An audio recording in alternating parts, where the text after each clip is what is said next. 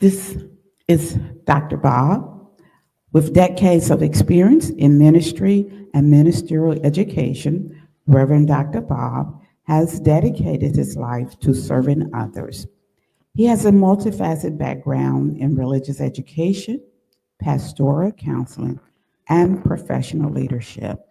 Ordained as a religious science minister, he has served as president of Holmes Institute from 2015 to 2018 and manager of professional education 2013 to 2018 for Centers for Spiritual Living.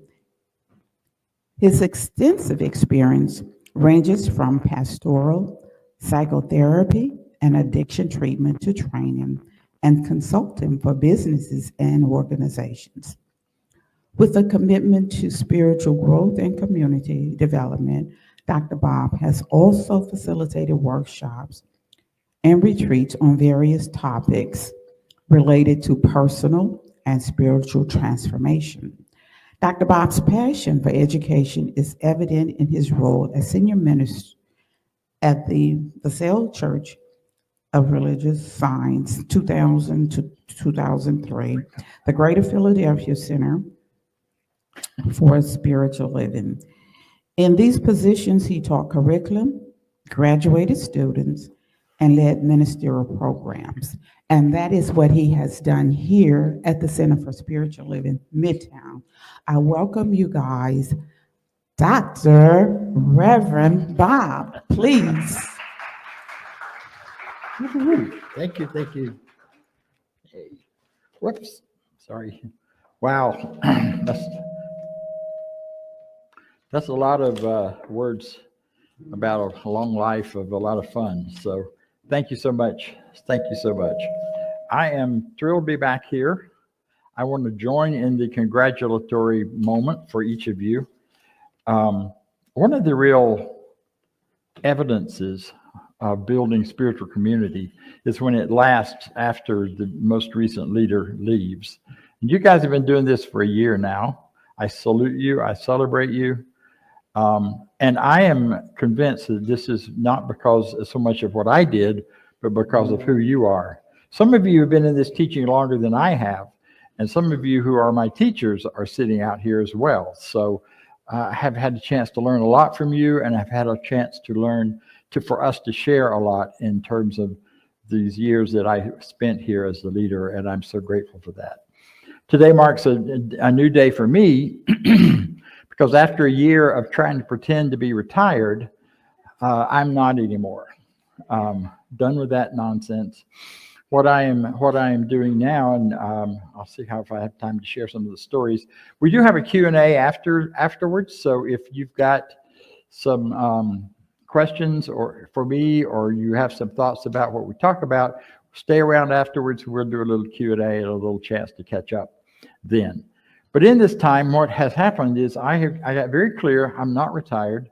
Ministry is something I've done since I was a teenager, a late teenager, but a teenager. And I wasn't ready to quit, so I didn't. Starting in January, I will be the new interim minister at Bellingham, Washington Church, helping them through their transition to their new minister. We have a new rule now in CSL. If you're going to be an interim, you can't stay there and be the minister, which is good, because the last place I was an interim, I stayed for 10 years. Not going to do that this time. I will help them through the change of the shift. So it's going to be an exciting time for me in terms of doing ministry again, but in a different way. I'll be supporting them in helping their community become what it wants to be. So that's where I'm going next. This is my first talk in the launch of a whole new bunch of talks. So if you want to catch that, you got to get up, or I guess you got to wait till later in the afternoon to, I was about to say get up early. That's what I have to do. We'll be there, and I'll be there 2 Sundays a month, and the rest of the time I'll be back here and wandering around who knows where in the world. So from what you got from the intro to the talk, you gather that we're going to talk about walking on air or standing on air.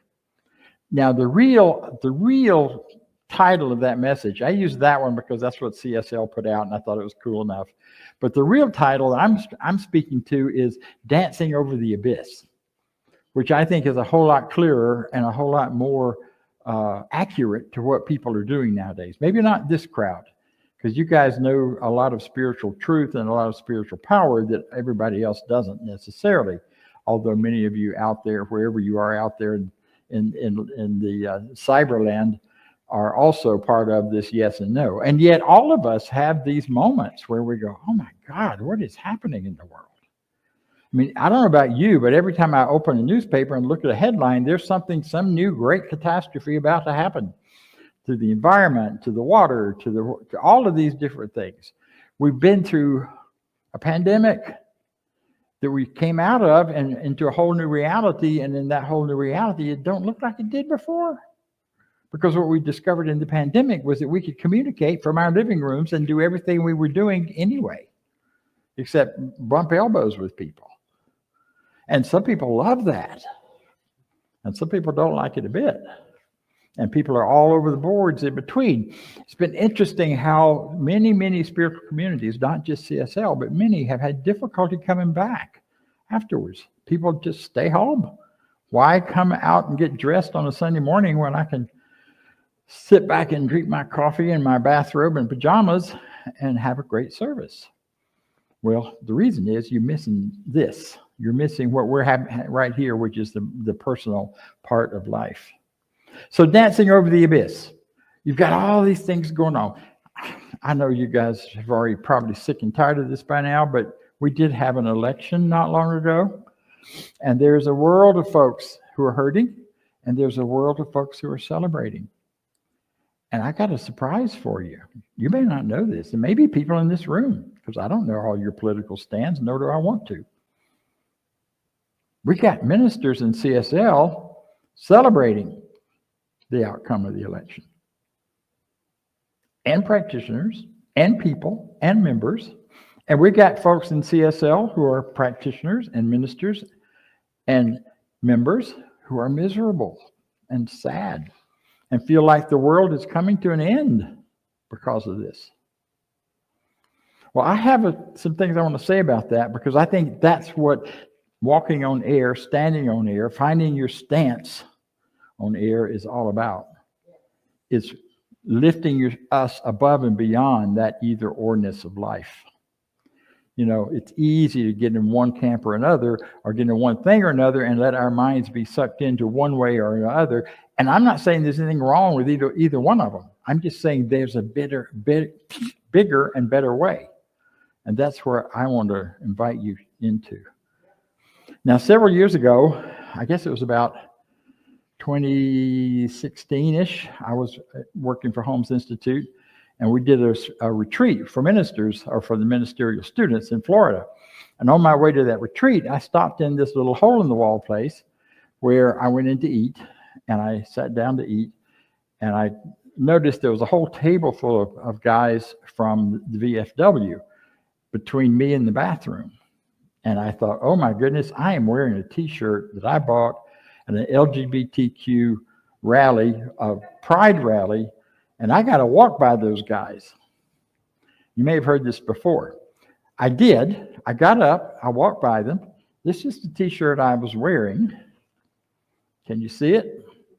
It says, "We the people" means everybody. Well, I thought I was going to get in trouble walking by those guys, because I thought they would recognize this as a gay thing. Well, you know, I walked by and I got their attention walking by. They all stopped to look, and I'm like, oh dear. I went to the bathroom and I came out, and one of the guys grabbed my arm, and with tears in his eyes, he said, "Thank you. That means us too." And my whole world changed at that point.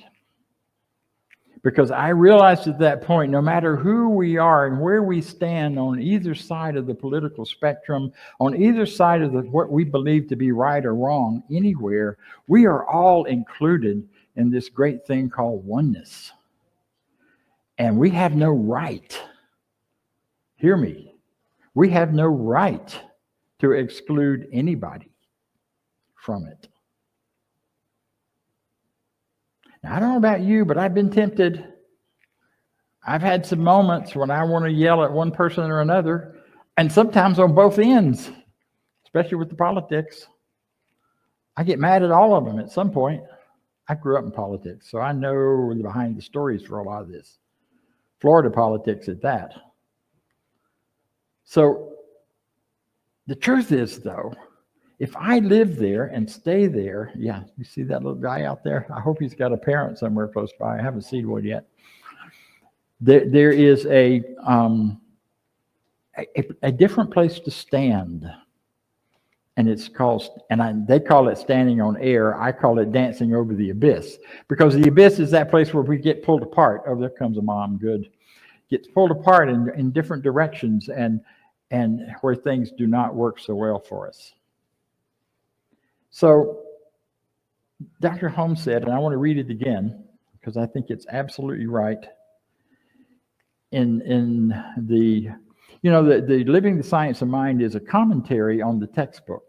I didn't know that until I started doing some research. It is a commentary on the textbook that he wrote, and it was pulled from his talks and such. And I go back to Dr. Holmes because so far I haven't found any other spiritual leader that gets my attention or speaks the truth as well. And even though this is probably 100 years old that he wrote this, that's a long time ago. That's before my mama was born. It's still relevant, I think.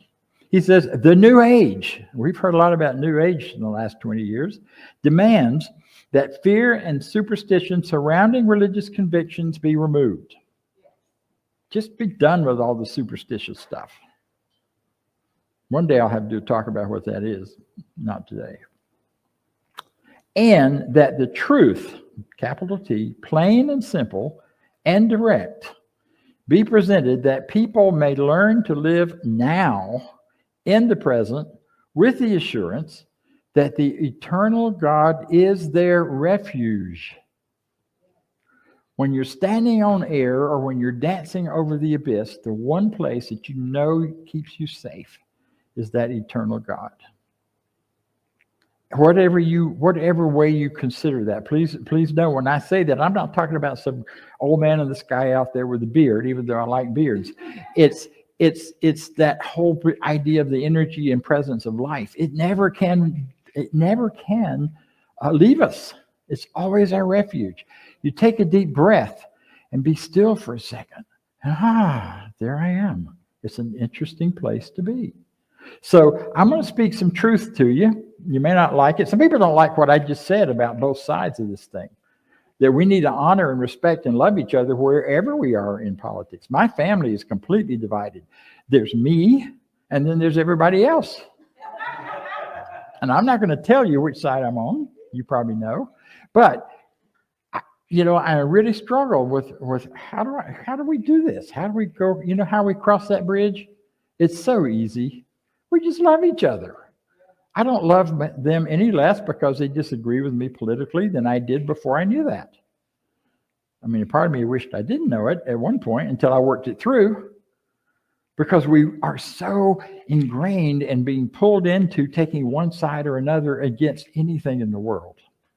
So here's some basic truth. This teaching is about two things. It's about healing. It is about teaching. We are a teaching, healing ministry. We are a ministry where we take what we learn and we teach it to other people so they can do it in order to heal. And healing is not about fixing things. Healing is about bringing our consciousness into full alignment with the infinite, that vertical part of life. And then when we get that in line, then it's easier for the horizontal to work in our everyday lives and our everyday experience. So, teaching, healing ministry, that's what we're doing.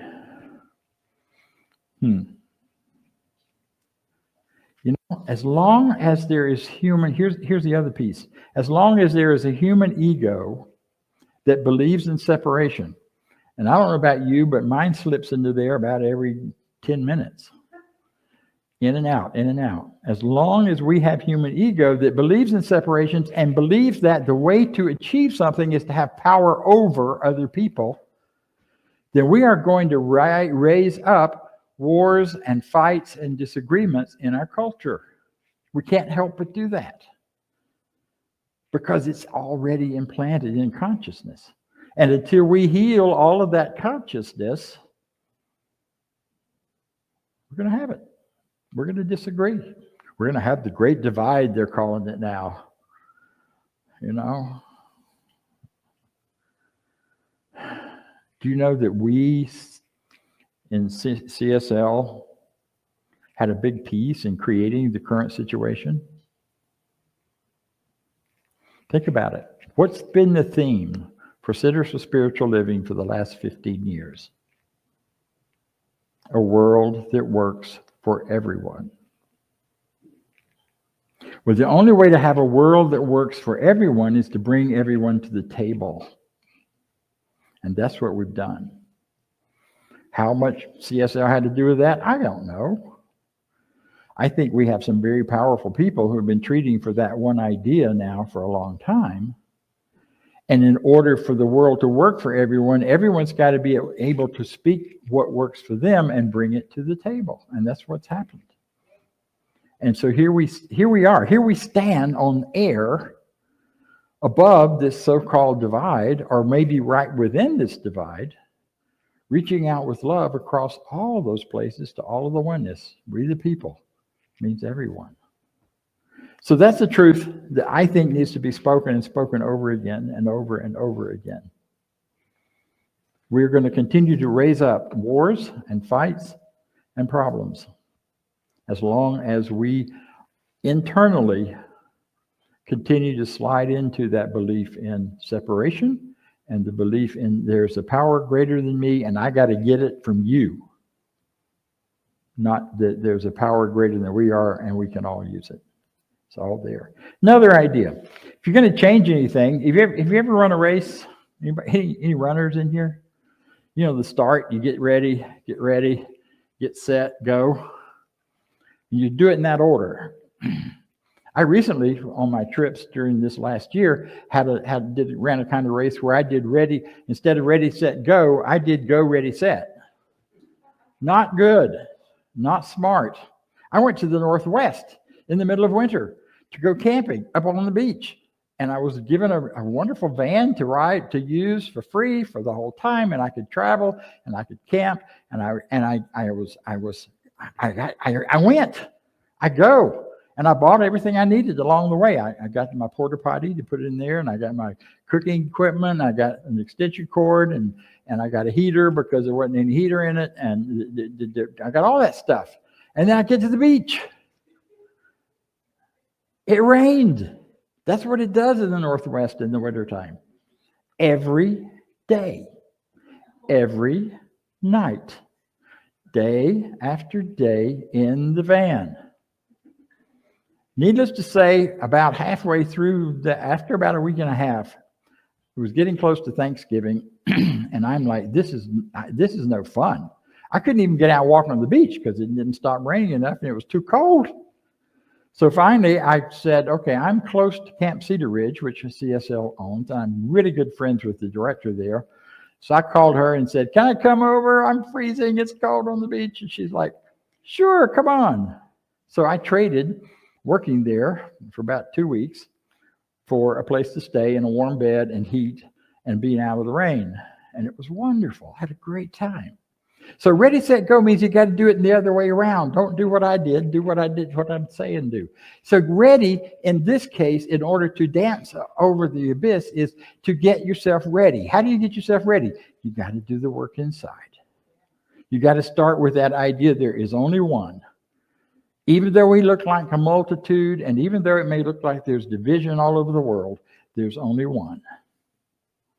And if I can keep that in mind, then I can get back to my work about the oneness within me. I don't know about you, but I got divided parts in me that I kind of hate sometimes. My slowness, my procrastination, my response to cold. I used to not bother me. It does now. You know, and as long as I've got that going on in me where I'm hating part of myself or I'm wanting to shut off part of myself, I'm divided.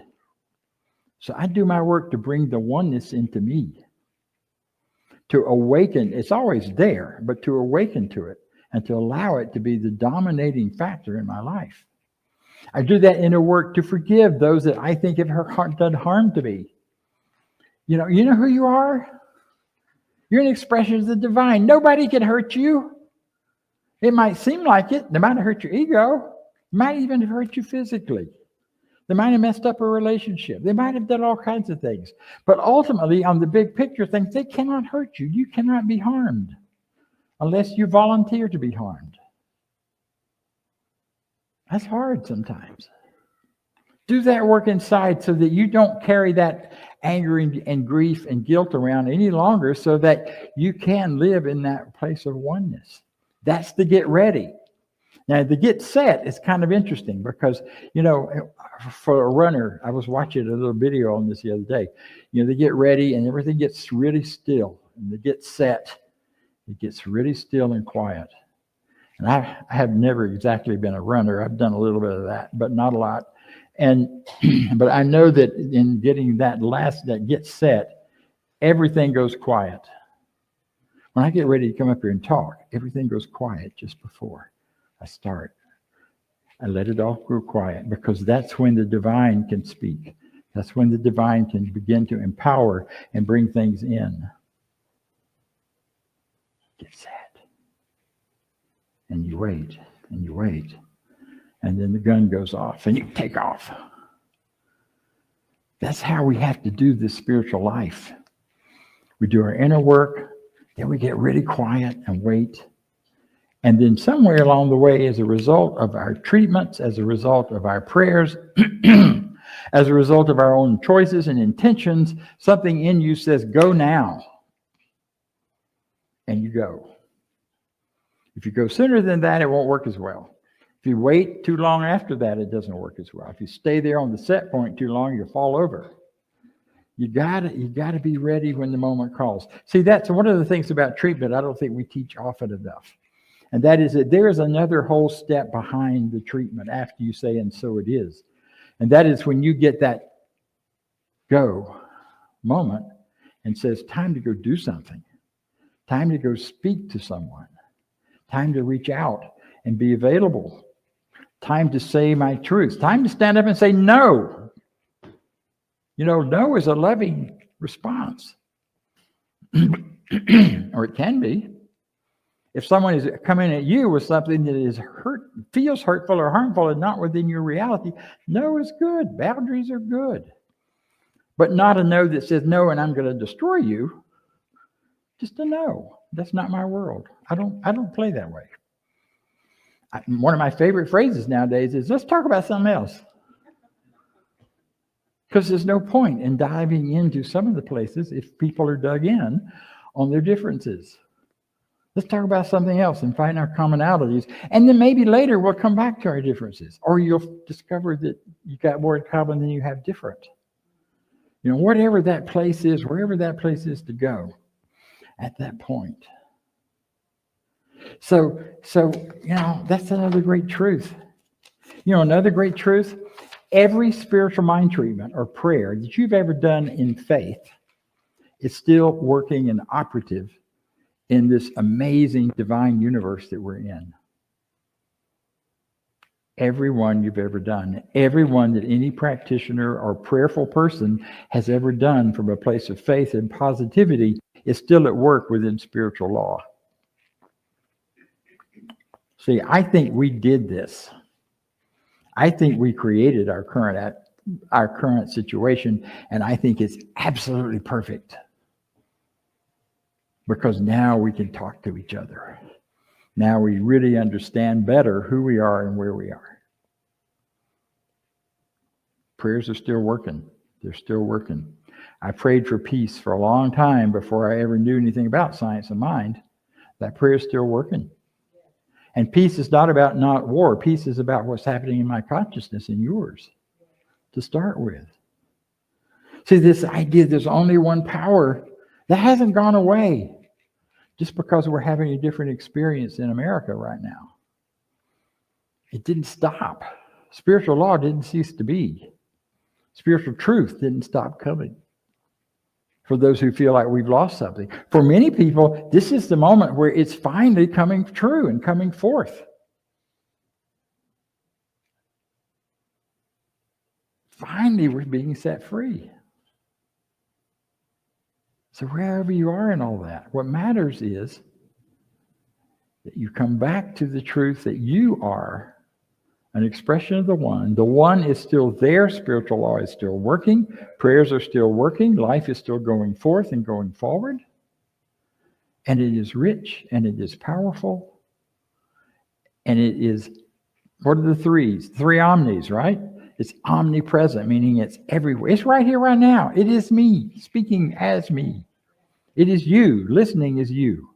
Thinking, while you're thinking and hearing all this and wondering if Bob's gone off the deep end or Bob's doing really well or whatever your thoughts are, I don't care.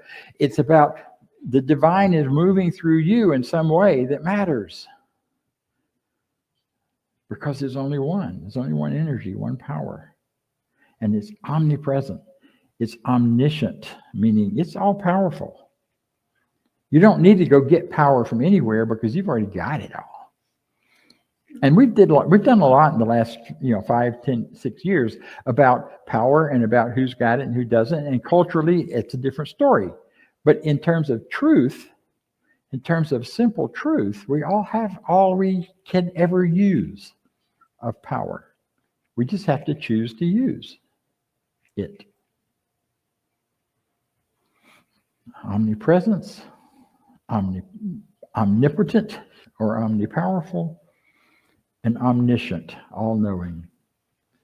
There is available to us in our everyday moment the knowledge of the universe if we are open to it, if we don't let ourselves get shut down. Now, I told someone before today that I was going to talk about this, and I will real quick.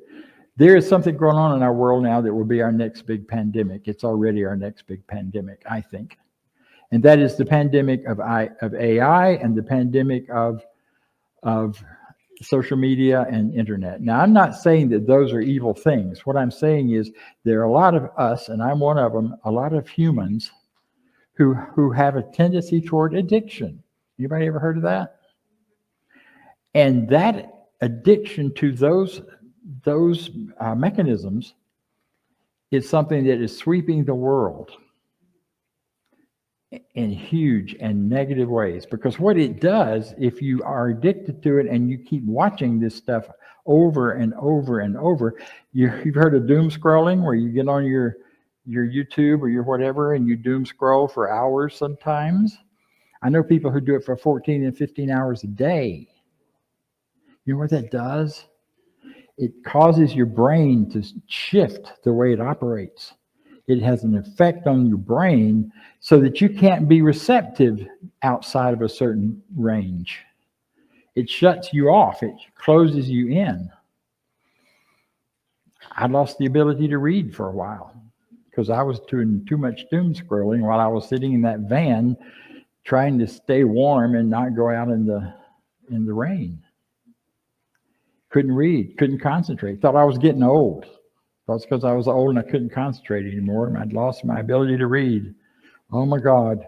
All it was my brain could not function that way with that much thought, that much direct thought. I had to have something brand new every so many seconds. Boom, boom, boom. That's happening all over our planet.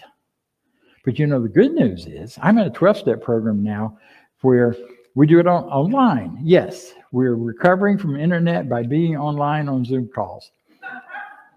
It's kind of like OA, people with overeating, issues, having meetings at restaurants, which they do because you got to keep eating. You got to keep using the internet. It's not going away. So we're learning how to do that. But what is so amazing to me is last night I was on a meeting. There were about 30 of us there. There was a person from Israel. There was a person from an Arab country. There was a person from Germany who was being very helpful to the Jewish person from Israel. There was a person there from the Southeast Asia. There was a person there from Hong Kong. There were several of us from the United States, but we were the minority. There were people from all over the world on that call. And you know what we were talking about? Prayer.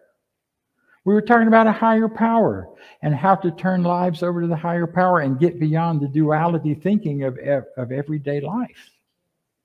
Yeah. That was pretty freaking amazing. And it's going on. That's the hope. That's one of those places where this two-ness just collapses. We had one person from I'm blocking where Jordan was being bombed at the time he was on the call. Not his neighborhood, but his internet kept coming and going because the electricity was coming and going. And at the same time, he's talking in a supportive way to a person from Israel. See, once we get out of what the political stuff is trying to do, human beings are finding ways to be together and connect, and it's bigger and broader and greater than anything we've imagined. So stay open, folks. Read people who do complex thinking and give you a chance to think complex about some of this instead of just the easy sound bites. Okay, I've got to wrap up. I have about 10 more points here, but I'll save them for another time. But what I do want to say at the end here is, we are at a time where we are standing on air, where we are dancing over the abyss. And this is what I know, and this is my favorite quote. When you come to the end of the light that you have known, my faith tells me, or when I come to the end of the light that I have known, my faith tells me if I step forward into the dark, my foot will either find solid ground or I will fly. And so it is. Thank you.